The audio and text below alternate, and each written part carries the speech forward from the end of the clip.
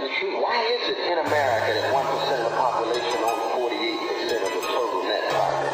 How did that come about? There is lurking deep down beneath in the bowels of American civilization a white whale. That white whale represents not just evil in the abstract, not just white supremacy, but government.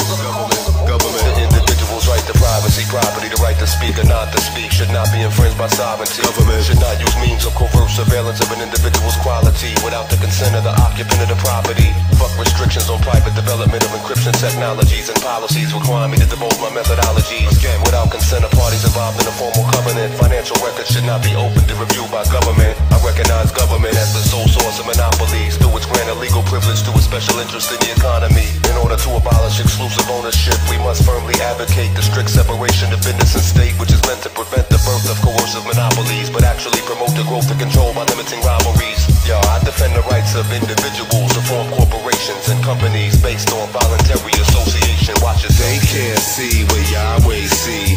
IRS, KGB.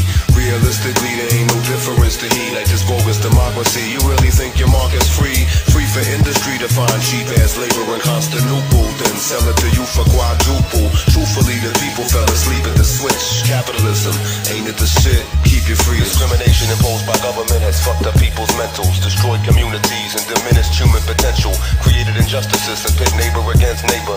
Tax workers to death and stolen the fruits of our labor. Pays us say terminate the sanctions against tax evasion. I'm for the eventual nullification of all taxation.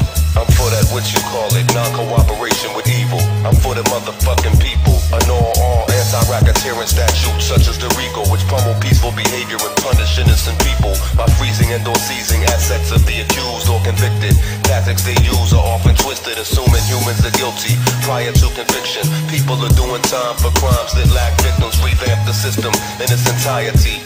Armed citizens are essential to a bounteous society. You can't see what Yahweh see. IRS, KGB. Realistically, there ain't no difference to he like this bogus democracy. You really think the market's free? Free for industry to find cheap-ass labor in Constantinople, then sell it to you for quadruple. Truthfully, the people fell asleep at the switch. Capitalism, ain't it the shit? Watch yourself.